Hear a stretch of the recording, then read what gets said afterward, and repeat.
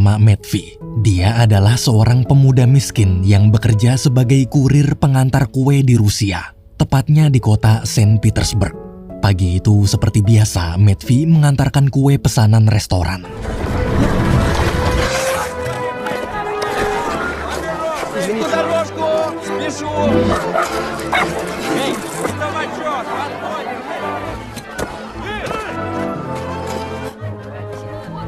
Namun saat sebentar lagi mau sampai, Matvey tak bisa lewat karena jalanan sedang ditutup sementara gara-gara ada bangsawan lewat. Sambil menunggu, dari kejauhan Matvey melihat simbol keluarga bangsawan di pintu kereta kuda. Setelah jalan dibuka, Matvey pun kembali melanjutkan perjalanan. Tapi akibat penutupan jalan tadi, Matvey jadi terlambat mengantarkan kue. Meski dia sudah berusaha menjelaskan, si pemilik restoran tak peduli. Tanpa belas kasihan sedikit pun, detik itu juga Matvey langsung dipecat. Dengan frustasi, Matvey terpaksa pulang. Di tengah jalan, dia melihat ada pria menjatuhkan sebuah jam. Matvey kemudian mengejar pria tersebut dan mengembalikan jamnya. Mereka berdua lalu berkenalan. Pria itu bernama Alex. Alex bingung bagaimana Matvey bisa menyusulnya, padahal tadi dia meluncur sangat cepat. Karena kagum dengan cara meluncur Matvey, Alex pun mengajaknya bertemu lagi nanti malam di tengah danau beku. Di sisi lain, tepatnya di istana bangsawan mewah, terlihat ada seorang putri bernama Alisa sedang belajar tata krama dengan gurunya. Selesai belajar, mereka berdua kemudian makan siang bersama keluarga Alisa lainnya. Saat sedang makan, Alisa bertanya pada ayahnya, selain belajar tata krama, apa dia boleh belajar sains juga? Dan apa dia boleh mendaftar masuk kuliah? Mendengar pertanyaan barusan, dengan tegas sang ayah melarang. Pada tahun 1899 itu, sebagian besar masyarakat Rusia masih banyak yang percaya mitos dan ilmu sihir. Jadi orang yang mau belajar tentang sains cuma sedikit.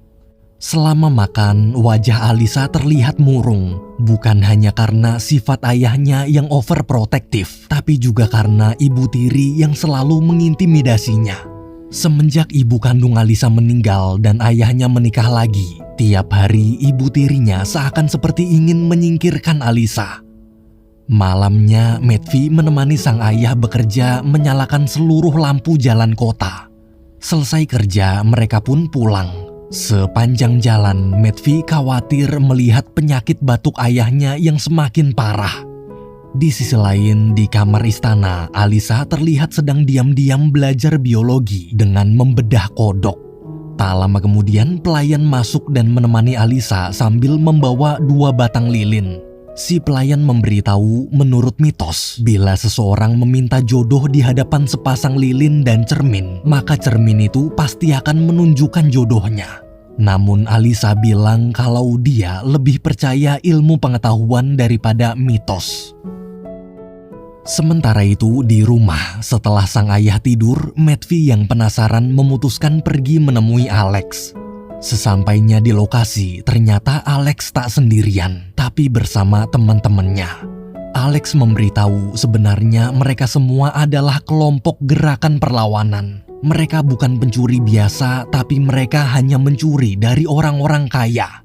Alex cerita dulu dalam sejarah, para bangsawan kaya di daerah ini telah berabad-abad lamanya memperbudak warga miskin untuk membangun istana serta gedung-gedung megah tanpa dibayar.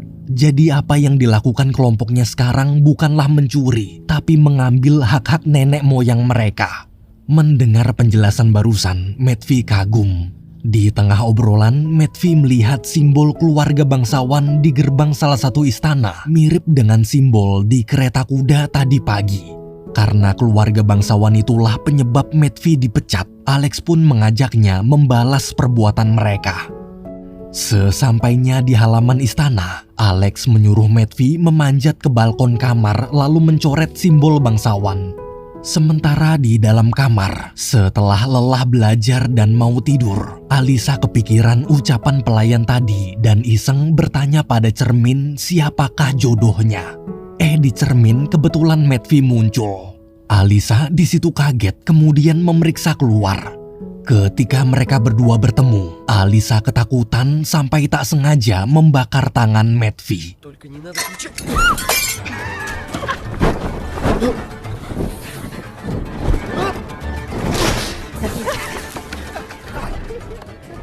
Matvey dan kelompok Alex berhasil kabur. Di tengah jalan, Alex menawarkan bagaimana kalau Matvey bergabung dengan kelompoknya. Jika mau, maka besok di acara festival perayaan musim dingin, Matvey harus datang. Karena Matvey juga sudah muak dengan kesombongan para orang kaya, dia pun memutuskan bergabung. Pagi harinya saat baru bangun tidur, pelayan bingung kenapa Alisa senyum-senyum sendiri. Alisa di situ cerita, semalam dia baru aja melihat jodohnya. Di sisi lain, kelompok Alex mulai mengajarkan Matvey bagaimana cara mencopet yang baik dan benar. Иногда достаточно.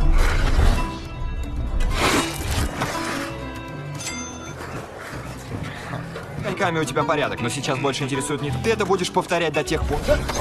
4 из 10.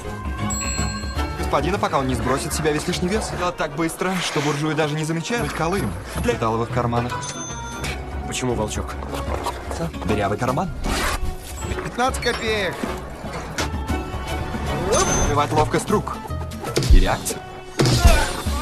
Может случиться. Hari demi hari, Matvey terus berlatih. Setiap kali berhasil mencuri, maka barang hasil curiannya akan langsung diberikan ke seorang penadah, yaitu orang yang mengumpulkan dan akan menjual lagi barang-barang curian itu.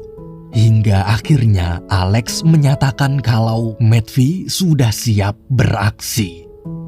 Malamnya di rumah, ayah Matvey bertanya, kenapa akhir-akhir ini putranya itu sering keluar padahal dia pengangguran. Matvey pun menjawab dia sedang ada bisnis dengan teman-temannya.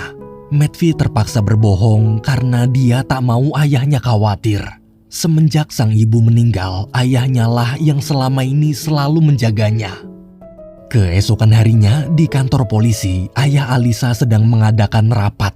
Ayah Alisa ini adalah kepala polisi. Di rapat itu, dia dan polisi lain pusing kenapa akhir-akhir ini ada banyak sekali kasus pencurian. Salah satu polisi dari Departemen Keamanan bernama Arkadi menjelaskan kalau polisi kesulitan menangkap para pencuri itu karena mereka menggunakan sepatu skating.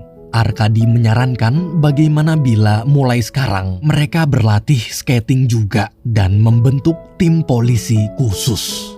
Mendengar saran Arkadi, ayah Alisa setuju. Dan karena kagum dengan kegagahan polisi muda itu, ayah Alisa merasa Arkadi adalah jodoh yang tepat untuk putri kesayangannya.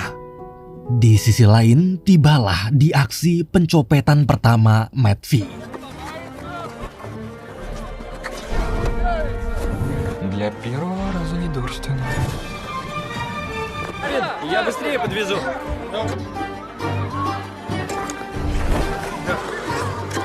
Это ну...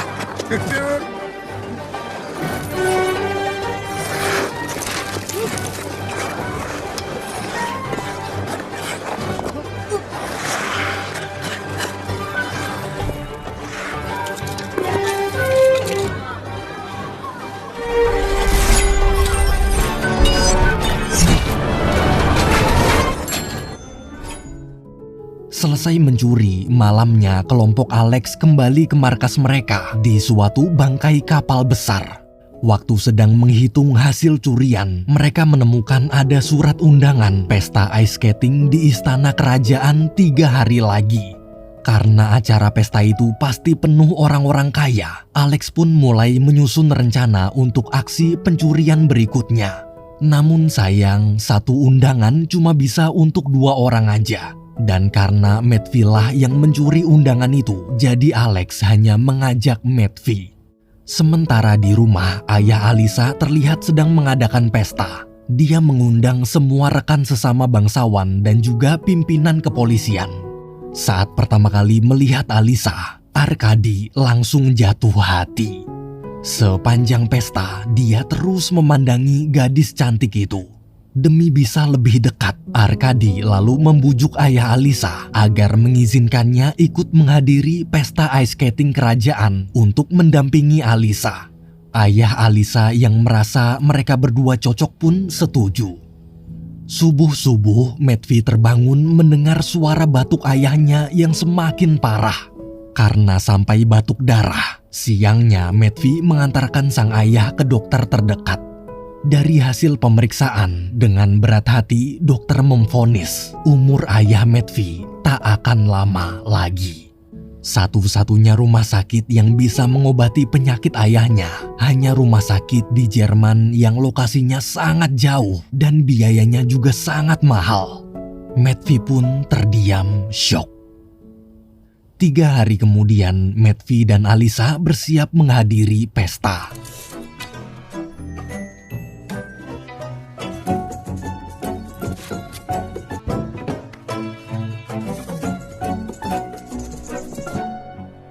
И последнее.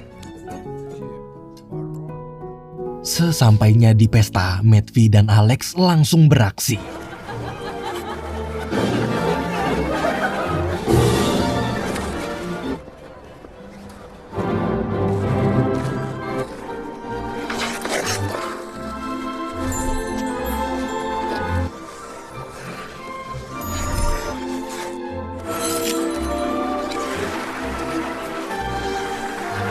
Когда нет войны, прошу прощения.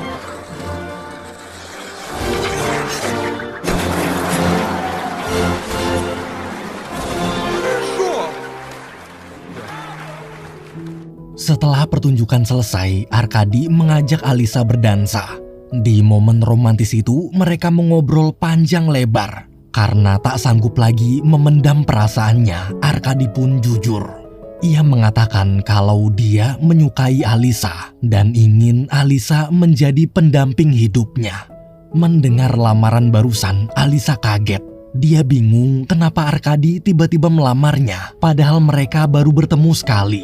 Di tengah obrolan, mendadak ada pelayan menghampiri Arkadi, lalu melapor kalau di acara pesta ini ada banyak sekali barang-barang pengunjung yang hilang, termasuk barang berharga milik tuan rumah.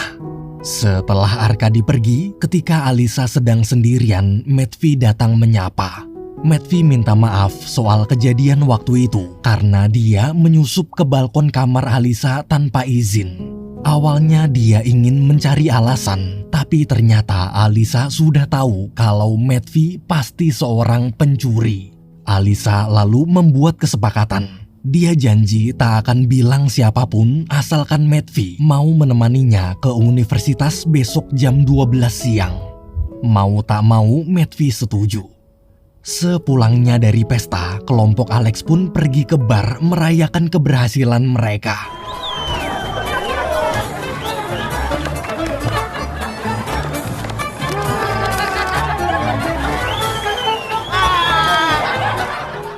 Setelah puas berpesta, larut malam Matvey pulang ke rumah dalam keadaan mabuk lalu memberikan banyak sekali uang. Ayah yang selama ini tak pernah melihat putranya mabuk pun marah dan bilang pasti bisnis Matvey bisnis nggak bener. Sang ayah tak mau menerima uang haram dan menyuruh putranya ingat Tuhan. Tapi bukannya mendengarkan ucapan ayahnya, Matvey justru malah menjawab Tuhan itu nggak ada. Kalau tak mau menerima uang pemberiannya, maka dia akan pergi. Sekarang Matvey punya banyak uang, jadi dia udah nggak butuh sepatu skating jelek ayahnya lagi.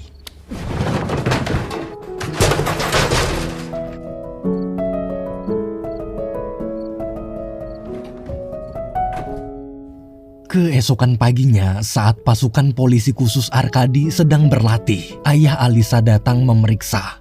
Arkadi di situ melapor bahwa mulai besok pasukannya sudah siap berpatroli. Siangnya waktu bangun tidur, sesuai kesepakatan, Matvey mandi dan bersiap-siap. Di sisi lain, Alisa terlihat sedang pura-pura sakit agar diizinkan bolos belajar tata krama. Saat gurunya pergi, dia langsung bertukar posisi dengan pelayannya, lalu menyelinap keluar diam-diam. Sesampainya di lokasi, Alisa menjelaskan kalau hari ini dia ingin mendaftar tes masuk universitas. Jika diterima, maka nanti dia akan bisa pergi kuliah di Perancis. Namun karena pada masa itu perempuan dilarang belajar kecuali dapat izin dari ayah atau suami. Jadi sekarang Alisa ingin Matvey pura-pura mengaku sebagai suaminya, lalu bilang kalau dia mengizinkan istrinya belajar. Alisa kemudian masuk ke ruang pendaftaran. Di sana dengan cerdas dia menjelaskan pada para juri tentang rumus-rumus kimia sulit. Melihat keahlian Alisa, seluruh profesor kagum dan memutuskan menerimanya. Tapi sebelum resmi diterima, Alisa harus menunjukkan bukti surat izin dari sang suami. Ketika Matvey masuk, sayangnya ternyata dia tak bisa membaca dan menulis. Jadi surat pernyataan tak bisa dibuat. Saat profesor menanyai beberapa pertanyaan, jawaban mereka berdua saling berbeda. Hingga akhirnya mereka ketahuan berbohong dan pendaftaran Alisa pun ditolak. Di luar, Alisa benar-benar kesal padahal tinggal sedikit lagi dia lulus tes. Sebelum pergi, sebagai ucapan terima kasih, Alisa memberikan bayaran tapi Matvey menolak. Alisa bingung kenapa seorang pencuri menolak uang. Matvey di situ menjelaskan kalau dia bukan pencuri. Justru para bangsawanlah pencurinya, termasuk keluarga Alisa. Asal Alisa tahu, seluruh bangunan di kota besar ini dibangun dari jerih payah 10.000 budak. Karena dulu Alisa juga pernah belajar sejarah, dia pun mengakui ucapan Matvey benar. Sesampainya di depan rumah, Matvey mengembalikan bayaran Alisa tadi, lalu bilang bila Alisa memang ingin membayar, maka kencanlah dengannya nanti malam. Sambil tersenyum malu, Alisa menerima ajakan kencan itu. Malamnya sebagai hadiah Natal, Ibu Tiri memberikan ayah Alisa hadiah mobil impor dari Eropa. Sang ayah pun kagum sekaligus bingung bagaimana bisa ada kereta bergerak tanpa kuda. Hadiah itu membuat ayah Alisa sangat senang dan cintanya pada Ibu Tiri jadi semakin besar. Melihat ekspresi ayahnya, Alisa bete. Ibu Tiri di situ tak lupa memberi hadiah untuk Alisa juga, yaitu sebuah kandang untuk kelinci peliharaan Alisa. Meski tersinggung, Alisa tetap berusaha tersenyum di hadapan ayahnya. Ketika ayah dan Ibu Tiri pergi jalan-jalan naik mobil, Matvey diam-diam menyusup masuk. Melihat Matvey, kesedihan Alisa seakan hilang. Matvey berkata dia punya hadiah Natal untuk Alisa. Hadiahnya adalah malam yang indah. Раз, два. Давай вместе. Раз, раз.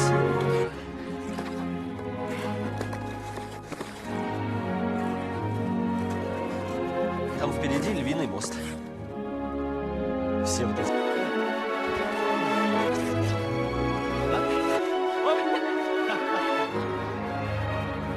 Не бойся. Не бойся.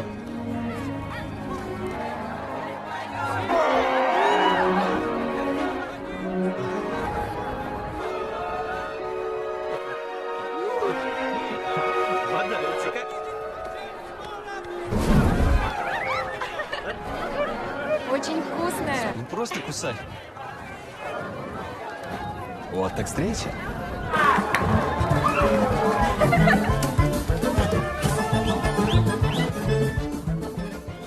Di bar setelah berpesta, Alex dan Alisa berdebat soal paham ideologi. Alex menjelaskan panjang lebar tentang bagaimana buruknya ideologi di negara ini. Seperti saat pertama kali dia menjelaskan ke Matvey.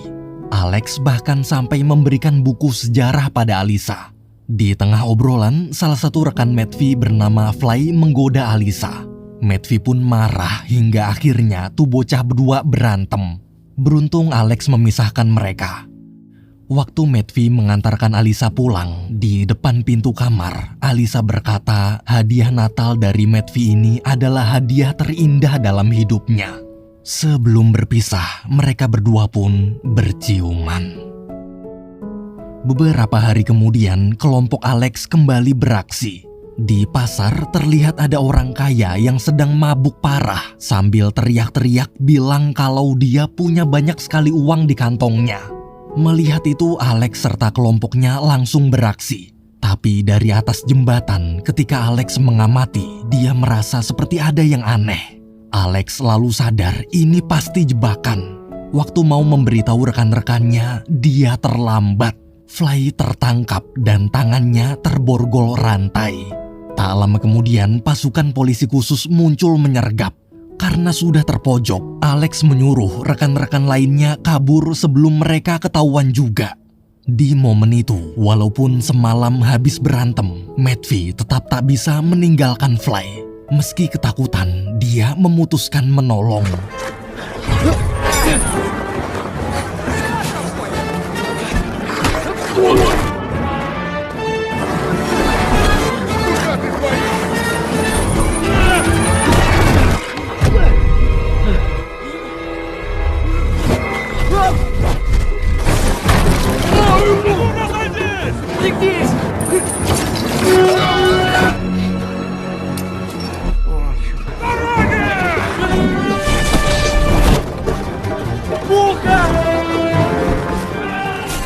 Mereka berdua berhasil lolos. Fly lalu menyuruh berpencar.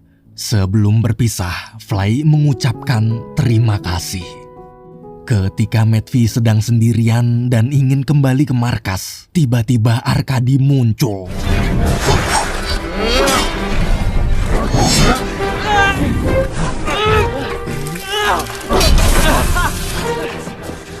Melihat kondisi Matvey, Alex menolong sampai harus nekat menggunakan pistol. Akibat tembakan itu, kaki Arkady terluka parah. Setelah kejadian tadi siang, Matvey yang sudah lama tak pulang malam itu memutuskan pulang menemui ayahnya. Namun petugas yang menyalakan lampu jalanan ternyata bukanlah ayahnya. Ayah Matvey ternyata telah meninggal dunia. Di rumah yang gelap dan sepi, tak terdengar lagi suara cerewet sang ayah. Matvey rindu sekali diomelin ayahnya. Sambil duduk merenung, dia teringat masa-masa waktu dia masih kecil. Dulu ayahnya lah yang mengajarkan bagaimana menggunakan sepatu skating. Matvey lalu pergi ke kuburan sang ayah. Di sana dia teringat pesan terakhir ayah yang menyuruh putranya itu berhenti mengambil uang haram dan harus selalu ingat Tuhan. Setelah menguatkan hati, Matvey pun menemui Alex di markas. Kemudian berkata kalau mulai sekarang dia ingin berhenti mencuri. Matvey juga mengembalikan seluruh uang hasil curian yang selama ini dia tabung. Mendengar keputusan Matvey, Alex serta anggota lainnya tak bisa menahan. Mereka menghargai keputusan Matvey karena janji pada orang tua memang harus ditepati. Di sisi lain, keluarga Alisa terlihat sedang mengadakan pesta. Meski kakinya masih terluka, Arkady tetap memaksa datang demi bisa menemui Alisa. Acara malam itu adalah acara pertunjukan sihir, dan yang tampil adalah penyihir kenalan ibu tiri Alisa. Si penyihir di situ menjelaskan kalau dia ingin meramal masa depan orang. Penyihir lalu meminta ibu tiri Alisa untuk memilih 2 orang naik ke atas panggung. Ibu tiri kemudian memilih 2 nama, yaitu Alisa dan Arkady. Mendengar namanya disebut, Alisa tahu ini semua cuma settingan. Ibu tiri dan si penyihir pasti bekerja sama untuk menjodohkannya dengan Arkady. Di atas panggung, penyihir bilang jika seandainya Alisa dan Arkady berjodoh, maka tangannya tak akan terbakar api. Dan bener aja, waktu penyihir memasukkan kedua tangannya ke dalam wadah api, dia tak merasakan panas sama sekali. Semua penonton pun kagum melihat sihir ajaib itu, kecuali Alisa. Karena sudah muak, dia lalu membongkar rahasianya. Alisa memberitahu orang-orang kalau ini cuma teknik kimia dari hasil percampuran zat pembuat api dingin yang tak akan melukai kulit. Seketika acara kacau. Para pengunjung mulai berbisik-bisik, apakah pertunjukan sihir yang selama ini mereka tonton juga bohong semua? Karena sangat malu, ayah Alisa dan ibu tiri membubarkan pesta lalu pergi. Setelah acara bubar, ayah masuk ke kamar Alisa tanpa mengetuk pintu terlebih dahulu. Di dalam dia kaget, ternyata putrinya sedang membaca buku pemberian dari Alex. Ayah merasa putrinya sekarang jadi anak liar, pasti karena ilmu-ilmu sesat yang selama ini dia pelajari. Ayah lalu memanggil semua pelayan kemudian menyuruh mereka membakar seluruh buku-buku Alisa serta barang-barang tentang ilmu pengetahuan lainnya. Tak hanya itu, ayah juga memecat pelayan pribadi dan guru tata krama Alisa. Melihat dunianya dihancurkan tepat di depan kedua matanya, Alisa hanya bisa terdiam meski hatinya hancur. Saat semua pergi, guru tata krama menemui Alisa untuk berpamitan. Dia bilang besok dia harus pulang ke negaranya, yaitu Inggris. Sebagai guru, sebelum pergi, dia punya satu pelajaran terakhir untuk muridnya itu. Guru cerita selama ini dia telah menghabiskan hidupnya dengan berenang mengikuti sungai yang sangat panjang tanpa pernah sekalipun berani melawan arus. Guru berpesan agar Alisa jangan sampai jadi sepertinya. Guru ingin Alisa meraih cita-citanya setinggi mungkin dan satu-satunya cara untuk meraihnya hanyalah dengan melawan arus.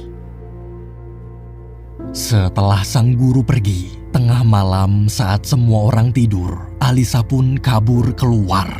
Sayangnya gerbang rumah ternyata tergembok. Karena tak punya pilihan lain, Alisa nekat mencuri mobil baru ayahnya.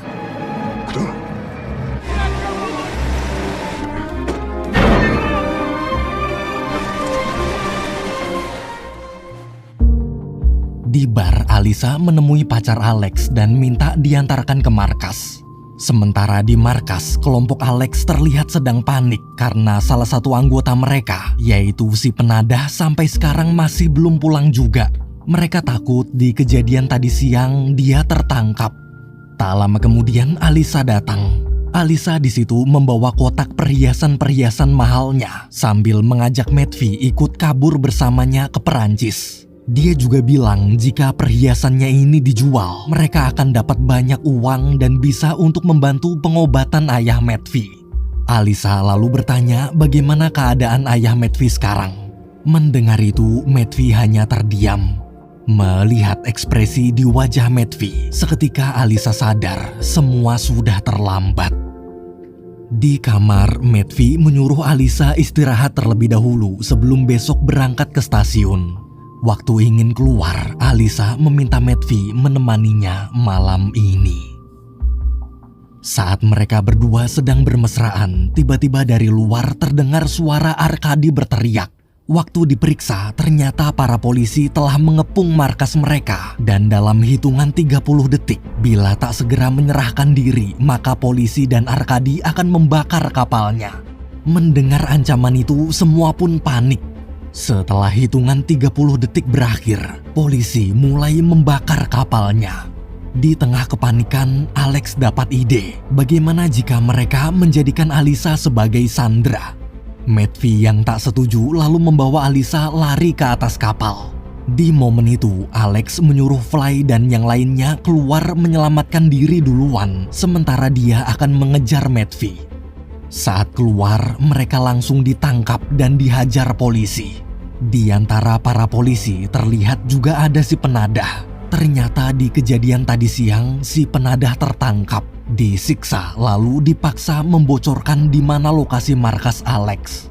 Di atas kapal, ketika berhasil mengejar, Alex mendorong Matvey sampai jatuh ke bawah, kemudian menyandera Alisa dan berteriak pada polisi untuk melakukan pertukaran. Lepaskan anggotanya, maka dia akan melepaskan Alisa. Melihat Alisa dalam bahaya, Arkadi pun menuruti permintaan Alex. Sebelum melepas Alisa, Alex meminta jaminan agar Arkadi tak berbohong. Arkadi di situ hanya menjawab dia tak bisa memberi jaminan, tapi sebagai kesatria dia bersumpah tak akan mengingkari janjinya. Mendengar itu, Alex percaya lalu menurunkan Alisa dari atas kapal menggunakan tali, kemudian buru-buru kabur. Bersamaan dengan turunnya Alisa, anggota Alex lain juga dilepas. Tapi waktu mau turun, api membakar tali Alisa. Beruntung saat jatuh, Matvey menangkap talinya tepat waktu. Alisa pun sampai ke bawah dengan selamat.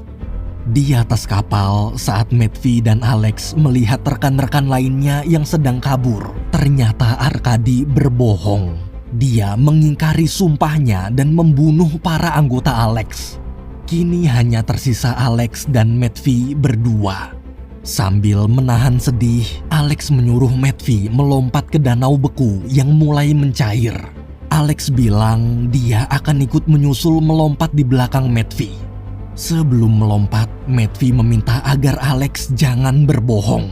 Pokoknya mereka berdua harus selamat. Namun ketika Matvey melompat, di belakang ternyata Alex tak melompat. Sebagai kapten, dia memilih untuk melindungi anggota terakhirnya itu dan mengalihkan perhatian para polisi agar tak melihat Matvey.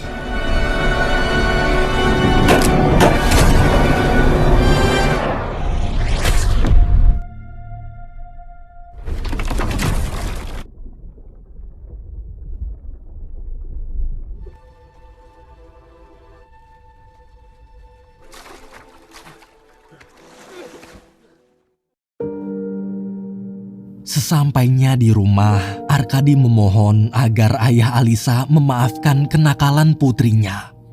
Sementara di rumah sakit, ada nelayan menggotong seorang pria yang mereka temukan sekarat di pinggir danau. Waktu dokter memeriksa, pria itu ternyata Matvey.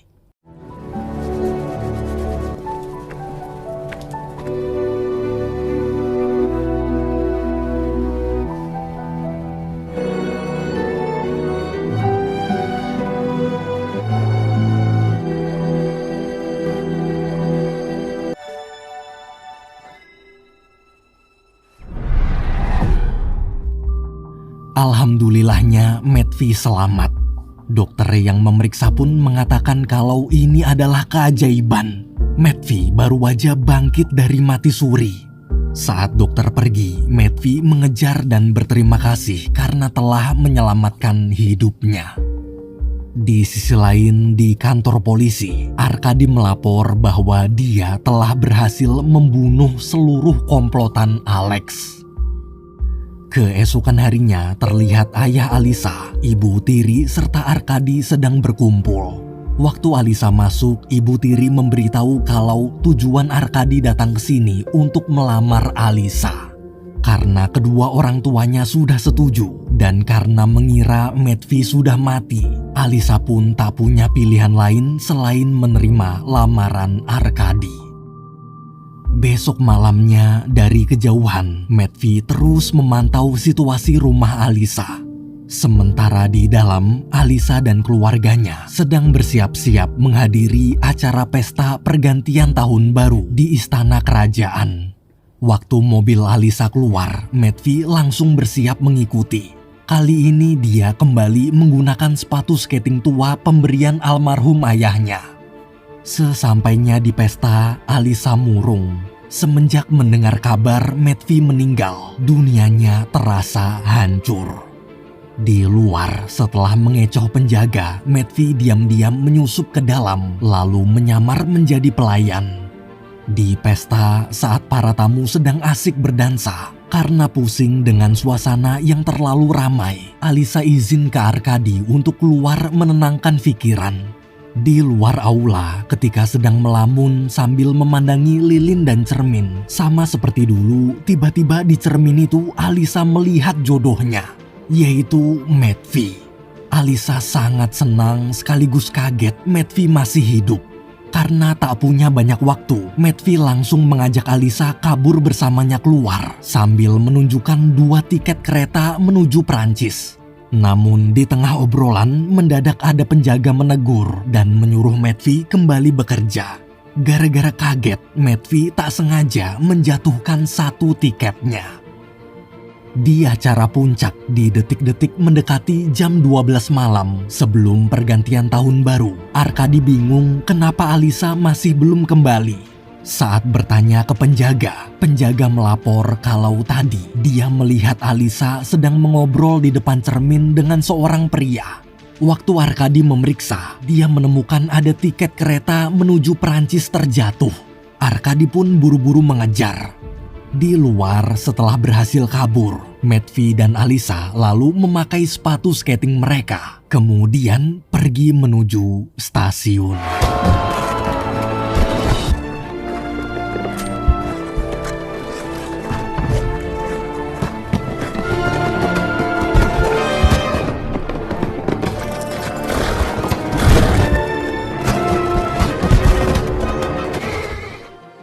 Sesampainya di stasiun, ketika ingin naik kereta, Matvey bingung kenapa tiketnya cuma ada satu, padahal tadi dua. Petugas lalu menyuruh Matvey bergegas membeli tiket baru di loket secepat mungkin karena kereta mau berangkat. Di tengah kepanikan, Matvey melihat dari kejauhan Arkadi datang membawa tiketnya yang jatuh. Matvey kemudian menyuruh Alisa masuk kereta duluan. Dia janji pasti akan menyusul Alisa. Tepat waktu.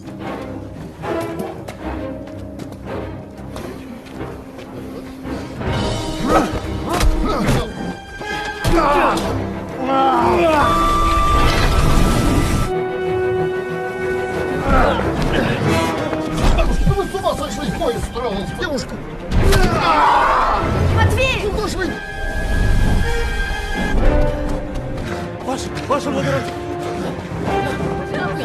Матвей! Ваше благородие!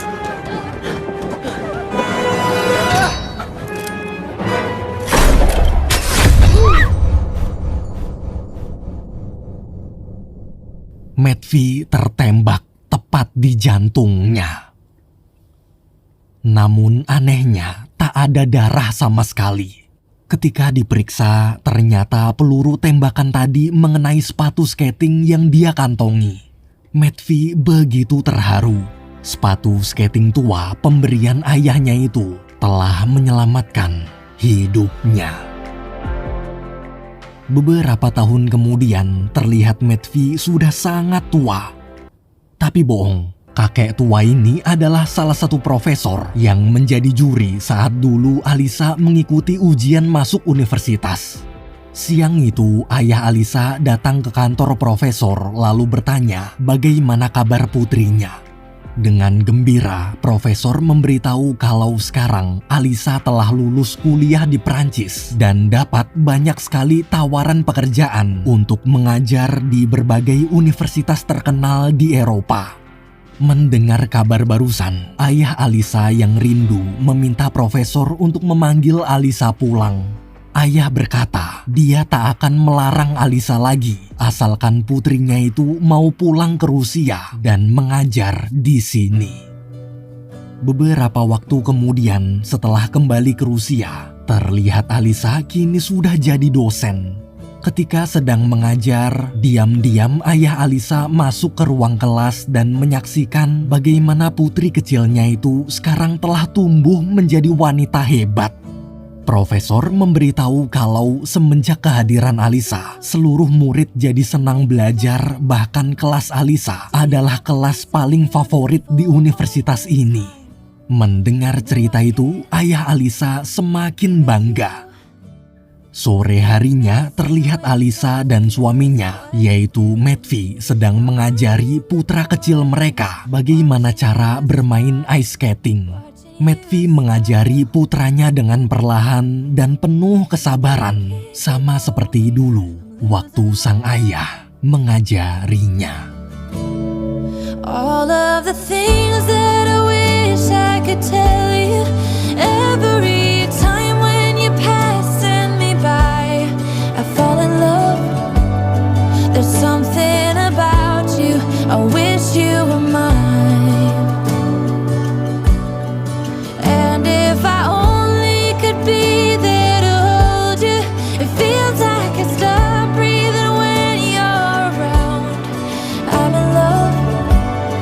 Something about you, I wish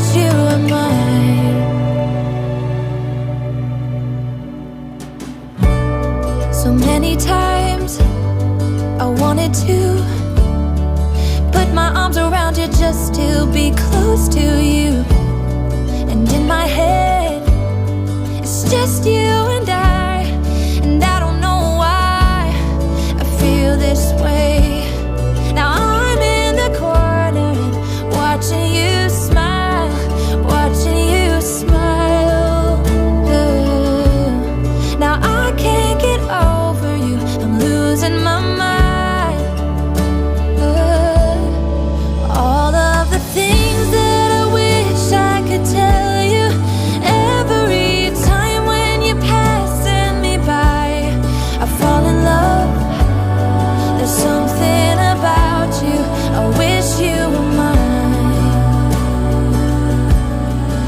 And if I only could be there to hold you, it feels like I stop breathing when you're around. I'm in love. There's something about you, I wish you were mine. I wish you were mine. I wish you were mine. 'Cause every time you pass me by, I fall in love. I fall in love. All of the things that I wish I could tell you, every time when you're passing me by, I fall in love. There's something about you, I wish you were mine. And if I only could be there to hold you, it feels like I stop breathing when you're around. I'm in love. There's something about you, I wish you were mine. And if I only could be there to hold you, it feels like I stop breathing when you're around. I'm in love. There's something about you, I wish you were mine. I wish you were mine. I wish you were mine. 'Cause every time you pass me by, I fall in love. I fall in love. All of the things that I wish I could tell you, every time when you're passing me by, I fall in love. There's something about you, I wish you were mine. And if I only could be there to hold you, it feels like I stop breathing when you're around. I'm in love. There's something about you, I wish you were mine. Ooh, there's something about you, I wish you were mine.